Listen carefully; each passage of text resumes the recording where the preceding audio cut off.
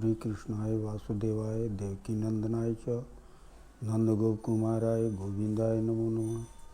नमः पंकजनाभाय नमः पंकजनेत्राय नमस्ते पंकजांग्रे वंदे कृष्णम।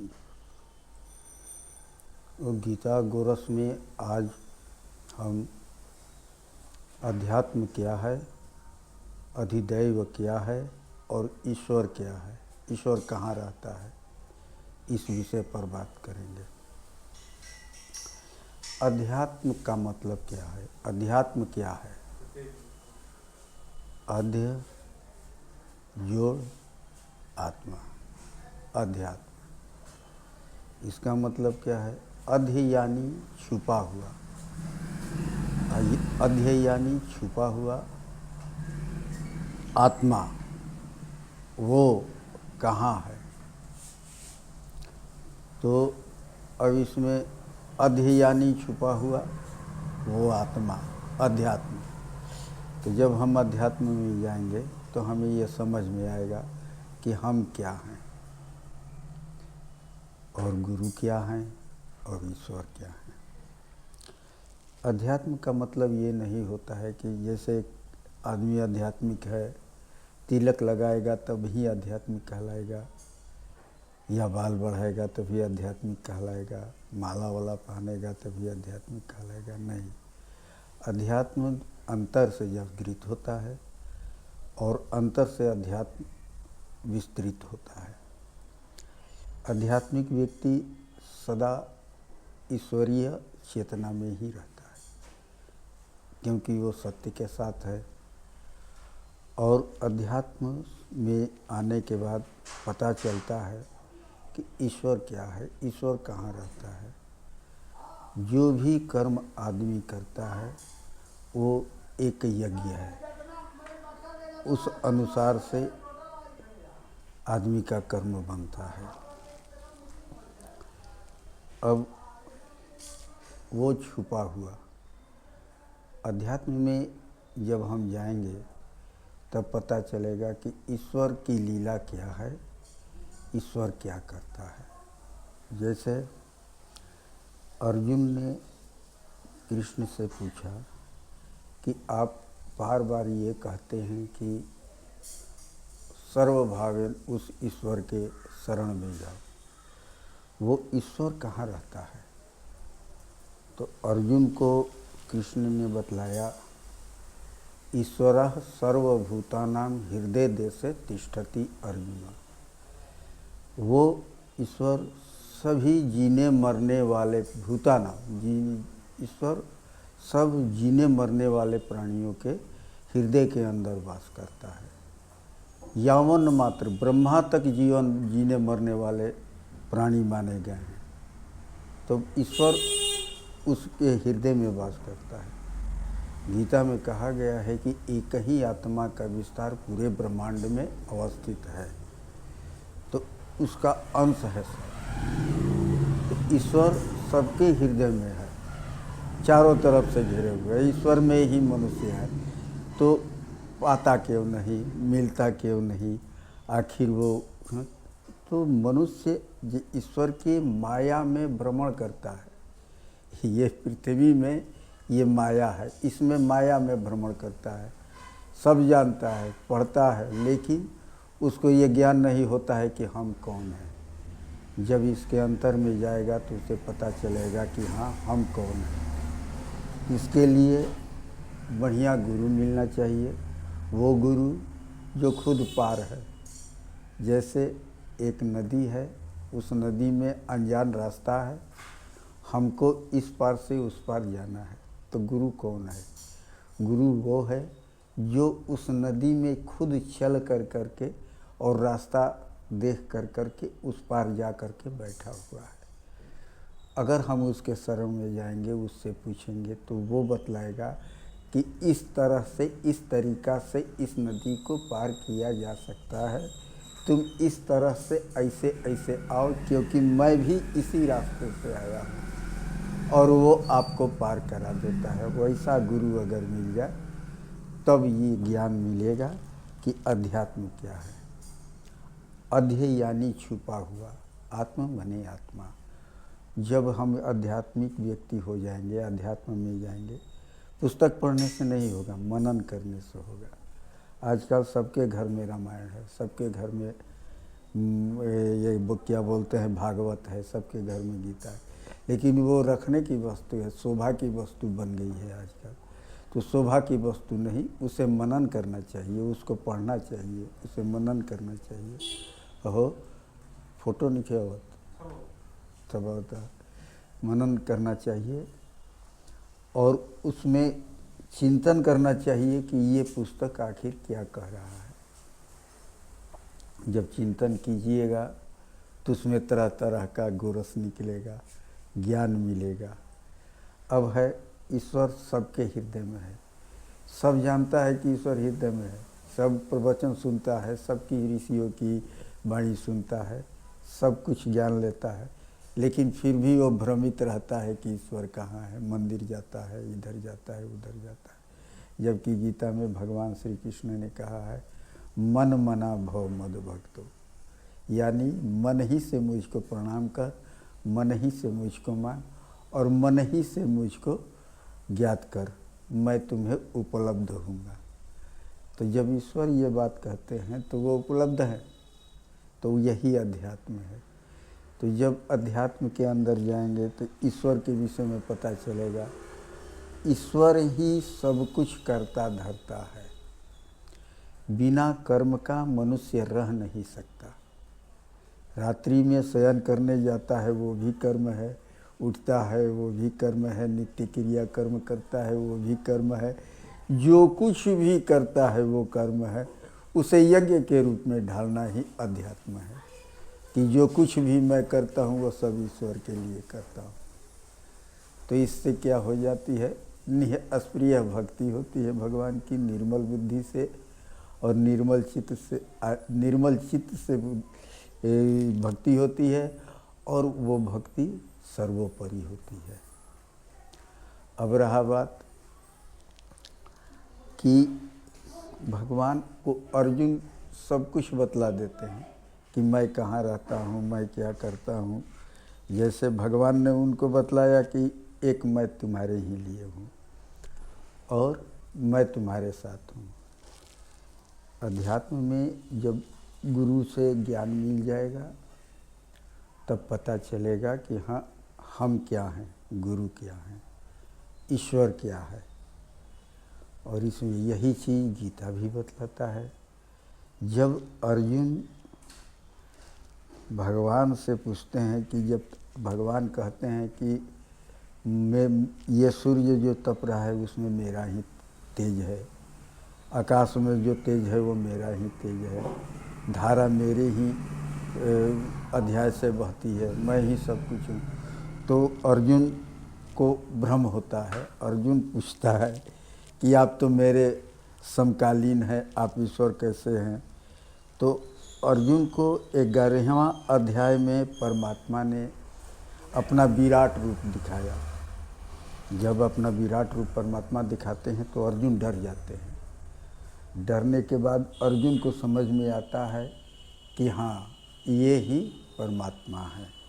तो डर से अर्जुन अब स्तुति करने लगता है। तो वो स्तुति में कहते हैं कि स्थाने हृषिकेश तव प्रकृत्या जगत प्रहृष्यति अनुरज्यते च रक्षांसि भीतानि दिशो दर्वन्ति सर्वे नमस्यन्ति च सिद्ध संघ कस्माच्च तेन नमेरन् महात्मने गरीयसे ब्रह्मणो अप्यादिकर्त्रे अनंत देवी स जगन्निवास त्वमक्षरं सतत परम यत् त्वमादिदेवः पुरुषः पुराणस्त्वमस्य विश्वस्य परम निधानम् वेत्तासि वेद्यं च परम च धाम त्वया ततं विश्वमनन्तरूप वायुर्यमो अग्निर्वरुणः शशांक प्रजापतिस्त्वं प्रपितामहश्च नमो नमस्ते अस्तु सहस्रकृत्वा पुनश्च भूयो अपि नमो नमस्ते कह करके भूमि पर लेट जाते हैं, साष्टांग दंडवत करते हैं।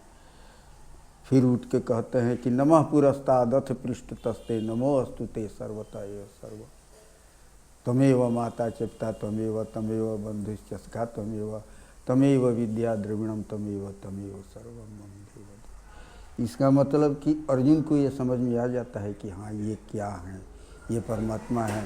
ये गुरुओं में महागुरु ही नहीं है, ये परमपिता परमात्मा है। और वो घबरा करके स्तुति करने लगता है, कहता है कि आप ही सब कुछ हैं हे देव, आप ही में सब कुछ है, आप ही से सब आता है, आप ही में सब विलीन हो जाता है। ये देख करके कहने के बाद अंत में अब अपना दोष जो है अर्जुन उसको कहते हैं कि माफ़ कीजिए। कैसे? कहते हैं कि हे प्रभु, बचपन में खेल में कूद में उनके संबंधी तो थे ही भगवान कृष्णचंद्र, और कहते हैं कि बचपन में खेल में कूद में सोने के समय खाते वक्त जो भी हम हंसी मजाक किए हुए हैं, आपका नाम लिए हैं, हे जादव, हे कृष्ण, हे सखा, आप इसके लिए माफ़ कीजिए। तो कैसे माफ़ कीजिए? कि हे प्रभु, जिस तरह एक पिता अपने पुत्र को माफ़ करते हुए पुत्र के विषय में, उसके विकास के विषय में सोचते रहता है, उसी तरह आप भी मुझे माफ़ करके मेरे विषय में सोचिए। और जिस तरह एक माता अपने पुत्र के विषय में सोचती है, उसी तरह आप मेरे विषय में सोचिए। जिस तरह एक प्रेमी अपने प्रेमिका को अपने स्तर से सोचता है कि उसकी विकास कैसे हो, उस तरह आप सोचिए। हे प्रभु, जिस तरह एक मित्र की मदद करता है, उस तरह आप मदद कीजिए। हे प्रभु, जिस तरह एक साथी, एक भाई अपने भाई के लिए मदद करता है, उसी तरह आप मेरी मदद कीजिए, मेरा साथ दीजिए, मुझे संभालिए। इसने कहने के बाद अर्जुन से पूछते हैं कि लास्ट में पूछते हैं कि क्या तुम अभी समझ में आ गया? तो अर्जुन ने कहा कि हाँ, समझ में आ गया। तब कहते हैं कि तब अब सर्वभावेन मेरे शरण में आ जा। हर तरह से सब भाव को छोड़ करके सर्वधर्मान परित्यज्य मामेकम शरणं व्रज, मेरे एक शरण में आ जा। यही है अध्यात्म। जब हम इसमें जाएंगे तो पता चलेगा कि गुरु कौन है, हम कौन है।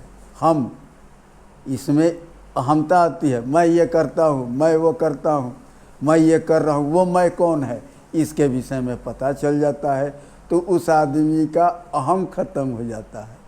अहम यानी अपना अस्तित्व विलीन हो जाता है, सारा ईश्वर का अस्तित्व उसमें समाहित हो जाता है।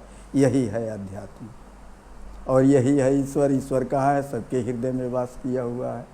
तो जब हम ये जान जाएंगे, उस रास्ते पर चलेंगे, तो केहिसन करहि विरोध, सब जग जानहि ईश्वर रूप, केहिसन करहि विरोध। तो जब सभी जगत को ईश्वर के रूप में हम समझेंगे तो किसके साथ विरोध होगा? यही है अध्यात्म। अब संसार में मनुष्य रामायण सुनता है, केवल सुन करके ज्ञान मिलता है। देखिए, ज्ञानी कई प्रकार के होते हैं। एक होता है जो सुन करके, एक होता है जो पढ़ करके और उसका ज्ञान लेता है, एक होता है जो मनन कर करके उसका ज्ञान लेता है, और एक होता है कि वो पढ़ा नहीं, उसको सुना भर मात्र, और सुन कर करके उसके ऊपर उस विधि से चलने लगता है। वो भी उसी रास्ते पर जाता है और मंजिल उसका वही पहुंचता है जहां अध्यात्म है। और जब वहां पहुंचता है तो उसे पता चलता है कि हाँ, हम कौन हैं। ये मैंपन जो है अब मनुष्य के अंदर में, वो मैंपन हट जाता है। जैसे मान लीजिए कि एक परिवार में हम हैं, नौकरी करते हैं, परिवार है, उसको चलाते हैं। जब कभी भी जब कभी भी परिवार से कोई बात का ठेस पहुंचता है, या हमको यह समझ में आता है कि मेरी बातें कोई नहीं मानता है, तो थोड़ा सा अपना अहम जो घमंड है वो जगता है कि मैं ही करता हूँ और फिर भी ये सब नहीं मानता है। तो वो व्यक्ति क्या कहता है कि मैं ही कमाता हूँ, मैं ही खिलाता हूँ, मैं ही सब कुछ करता हूँ और मेरी बातों को नहीं सुना जाता है। तो ये चीज़ जब अध्यात्म में मनुष्य आएगा तो ये हट जाएगा, और इससे क्या होगा कि वो निर्मल चित्त से, निर्मल बुद्धि से ये बातें नहीं कहेगा।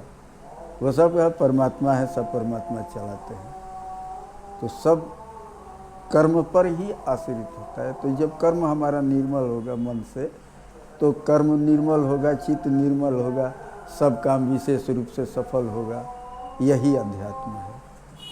अध्य माने छुपा हुआ और आत्म मतलब आत्मा। आत्मा को किसी ने नहीं देखा है। जैसे हवा है, हवा आ रहा है, महसूस हो रहा है कि हाँ हमारे शरीर में हवा का झोंका का स्पर्श हुआ, तो उसमें दिखाई नहीं दिया। यही चीज़ है, ये आत्मा है।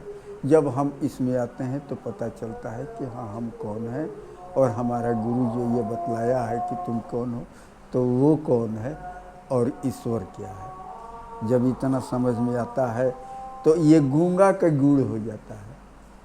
जब मनुष्य को ज्ञान हो जाता है, जब निर्मल बुद्धि विवेक हो जाती है। विवेक का मतलब होता है मरम।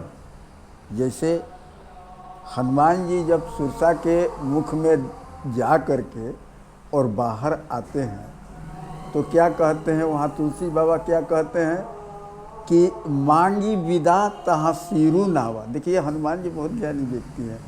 वो नमस्कार करते हैं कि हे माते, अब तो तुम्हारा प्रयोजन पूरा हुआ और मुझे आशीर्वाद दो और मुझे आज्ञा दो कि मैं राम का काम करने के लिए चलूँ। तो वहाँ सुरसा क्या कहती है? सुरसा कहती है कि मोहि सुरन एहि लागी पठावा, बल बुद्धि मरम तोर मैं पावा। बल बुद्धि मरम, मरम यानी विवेक। और मन में क्या सोच रहे हो, मन में क्या तुम्हारा चल रहा है, तुम क्या चाहते हो, ये बात सुरसा को पता चल गई कि हनुमान क्या जानते हैं। तो यही चीज़ है अध्यात्म। जब अध्यात्म में व्यक्ति आता है तो वो उसका मरम, उसके कर्म से सब कोई जान जाता है कि ये व्यक्ति कैसा है, ये व्यक्ति क्या सोच रहा है, ये व्यक्ति क्या करेगा आगे चल करके। ये धीरे धीरे आदमी को पता चलने लगता है कि हाँ ये व्यक्ति आध्यात्मिक हो गया। भक्ति गृहस्थ से आता है। गृहस्थ से बड़ा संत कोई नहीं है। गृहस्थ है, एक घर में मालिक है, वो पूरा परिवार को चलाता है, लेकिन वो सोचता है कि हाँ भाई सब ईश्वर रूप है, सब ईश्वर का काम है, ईश्वर ही सब करते हैं, तो मैं क्या एक निमित्त मात्र हूँ, इसलिए सब हो रहा है। और इस रूप में वो चलता है, उसको कोई चीज़ की कमी या किसी चीज़ की परेशानी नहीं रहती है। तो ईश्वर रूप है। अब इसी पर कितने किंवदंतियाँ कहानियाँ रची गई है कि ईश्वर के भरोसे सब कुछ है, लेकिन नहीं, ईश्वर में ज्ञान होता है। ईश्वर को जैसे मान लीजिए कि अब लोग ईश्वर की भक्ति के लिए कितनी किंवदंती कहानियाँ चलती है। उसमें जैसे है कि एक चोर है, वो एक मंदिर के तरफ आता है, मंदिर में देखता है कि अरे भाई भगवान के पास मुकुट है, गहना है, पूरा है, तो मैं तो आज यहीं रात्रि विश्राम करूँगा और जितना है गहना सब चुरा करके लेके चला जाऊँगा। तो अब वो क्या करता है कि मंदिर में छुप जाता है। पुजारी पूजा वूजा करने के बाद, सबको प्रसाद वरसाद बांटने के बाद रात्रि में पर्दा वर्दा लगा करके मंदिर में ताला लगा देता है और मंदिर बंद कर करके लाइट बुझा देता है। अंधेरा हो जाती है, पंडित चला जाता है। और जब रात्रि में सब कोई चला जाता है तो चोर क्या करता है, अपने पॉकेट से माचिस निकालता है, अपने गमछी को आग लगाता है और उस आग के प्रकाश से वो गहना होना सब देख करके भगवान को अब गहना निकालने के चक्कर में पड़ता है। तब तक भगवान प्रकट हो जाते हैं कि भाई तुम्हारे जैसा भक्त तो कोई है ही नहीं, और तुमने अपना अंगरक्षा जला करके मेरी आरती की से तुम मेरे भक्त हो। और वो चोर जो है वो भक्त हो गया। तो साधु लोग भी किसी तरह भी परमात्मा के तरफ मोड़ने के लिए अपने ज्ञान से बढ़िया बढ़िया कहानियाँ मनुष्य को सुनाते हैं कि मनुष्य किसी तरह ना किसी तरह अपने भय को त्यागते हुए भगवान के शरण में आ जाए। भगवान में प्रेम है, भगवान में भय नहीं है। और भगवान में अब ये है कि गीता में कहते हैं कि सभी चीज़ों में मेरा वास है, मैं सब में हूँ। हर तरह से कहीं भी देखिए तो परमात्मा ही चला रहा है, परमात्मा का ही वास है। अब उसमें कहते हैं कि भक्ति और श्रद्धामय तो सब होते हैं। मानव का जन्म जब हम लिए हैं, मनुष्य में है, जन्म लिए हैं तो श्रद्धामय है। प्रत्येक मनुष्य श्रद्धामय होता है, तो उसकी श्रद्धा कहीं न कहीं है।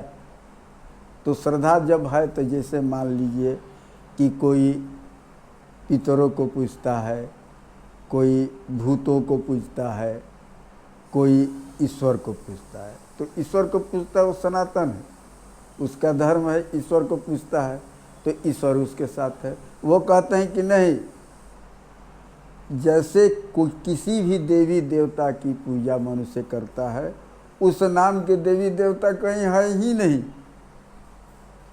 और उस जगह पर उसकी श्रद्धा को पुष्ट करने के लिए मैं वहाँ उपस्थित होता हूँ। और जिस कामना से वो पूजा करता है, जिस कामना से वो उनको मानता है, उसकी मैं पूर्ति करता हूँ। और पूर्ति करने के बाद क्या होता है, वो नष्ट हो जाता है। पूर्ति करने के बाद वो नष्ट हो जाएगा।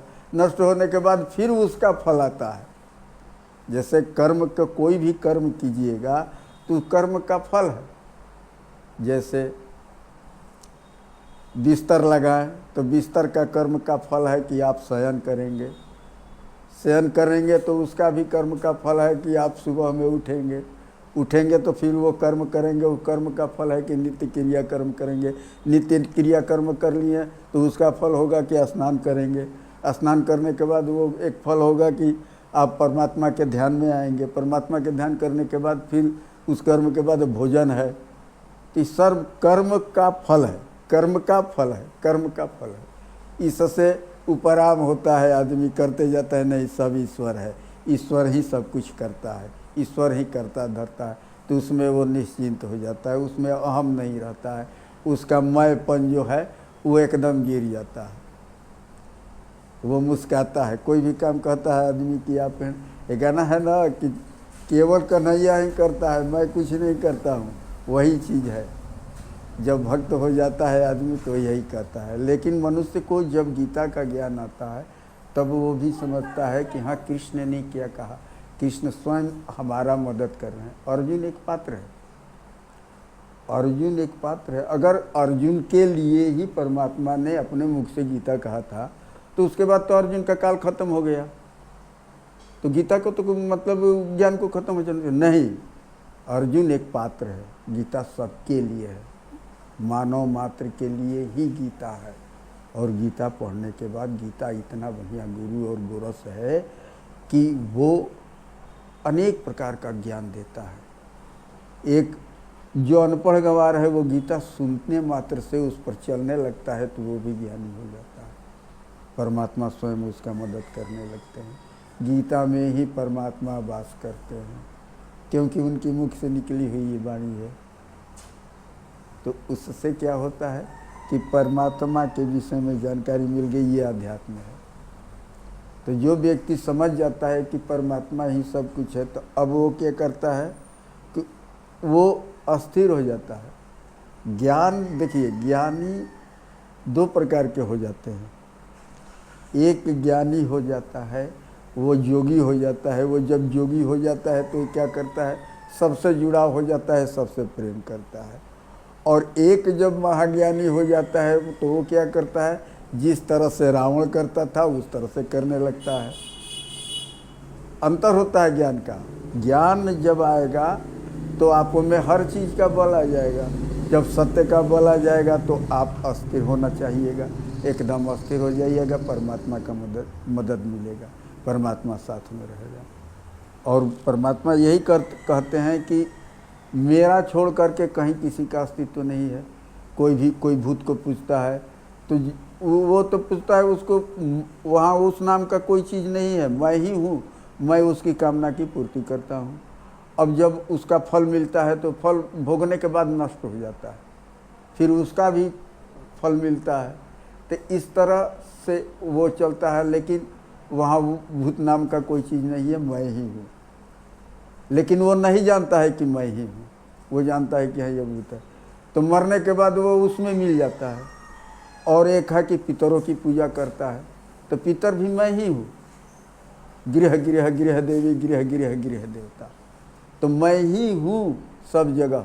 तो पितर की भी पूजा करता है, तो जो पितर समझ करके पूजा करता है, पितर की पूजा करता है, वो पितरों में मिल जाता है, उसकी कामना पूर्ति हो जाती है, उसकी फल मिल जाता है। उसके बाद वो क्या होता है, वो पितरों में मिल जाता है। और जो मेरी भक्ति करता है, जो मेरे शरण में रहता है और मुझको मानता है, वो मुझ में मिल जाता है।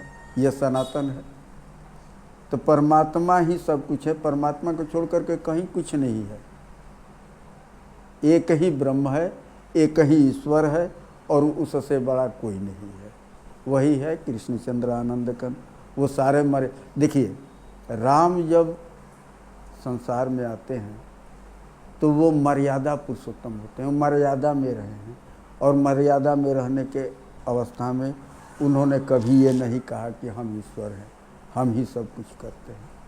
वो 12 कलाओं को लेकर के थे। बरगुना जानते हैं ना, बरगुना में बहुत कुछ बन जाता है। हम लोग भोजपुरी में कहते हैं बरगुना। बरगुना का मतलब कि उसमें जो कुछ बनाइएगा वो बन जाएगा। भोजन वो बर्तन है, तो उसमें 12 गुण होते हैं। तो राम भी 12 गुण लेकर के आए थे, और वो मर्यादा पुरुषोत्तम कहलाए। मर्यादा में रहें, सबकी बातें माने, सबको चले। वो साधु संत को भी मानते थे। वो बिना किसी से राय लिए कोई काम नहीं करते थे। यही उनकी मर्यादा थी। तो भगवान राम मर्यादा पुरुषोत्तम कहलाए। और भगवान श्री कृष्ण आए तो 16 कला को लेकर के आए थे। उन्होंने यहाँ आकर के क्या किया, सारी मर्यादाओं को तोड़ करके एक मर्यादा स्थापित किया, मानवता। उन्होंने मानवता की शिक्षा दी। तो परमात्मा प्रेम का शिक्षा दिए, भगवान श्री कृष्ण प्रेम कर्म की शिक्षा दिए, प्रेम की शिक्षा दिए। अब भगवान राम मर्यादा की शिक्षा दिए। सब दोनों गुरु हैं, महागुरु हैं, परमपिता परमात्मा है, सब कुछ है। तो जब आते हैं अध्यात्म में, तो अध्यात्म में यही होता है कि हाँ, सब कुछ परमात्मा है। मैं जो कुछ भी करता हूँ सब वही है। बोलता हूँ, पढ़ता हूँ, लिखता हूँ, देखता हूँ, सुनता हूँ, सांस लेता हूँ, सब कुछ है, सब वही है। और उसी का अंश है सबके हृदय में, सबके पास है, सबके अंतर में है। तो जब इतना तक आदमी मनन कर लेगा, पठन पाठन से कुछ नहीं, मनन करने से होगा, चिंतन करने से होगा। चिंतन करने से ये पता चलेगा कि हाँ, जो हम हैं वो सब है। तो इससे क्या होगा कि निर्मल बुद्धि बनी रहेगी, और निर्मल बुद्धि बनी रहेगी तो भाई, तो इससे क्या होगा, जब हम गीता का पाठ करेंगे तो जब भी कोई भी श्लोक हम पढ़ेंगे, उसको बार बार पढ़ेंगे, बार बार उसका टीका पर मनन करेंगे, तो तरह तरह के नई नई ज्ञान आते हैं। तो भगवान गीता गोरस है। गोरस को पान करने से अध्यात्म के विषय में भी जानकारी होती है। और वो अधिदैव कौन है, अधिदैव मैंने बताया ना कि वो बोलते हैं कि यहाँ सब कोई पूजता है, देवी देवताओं को पूजता है, कोई भूत पितर पूजता है, लेकिन वहाँ वो कुछ नहीं है, मैं ही सब कुछ हूँ। यही अधिदैव है, यही परमात्मा है, यही सब कुछ है, यही चलाता है।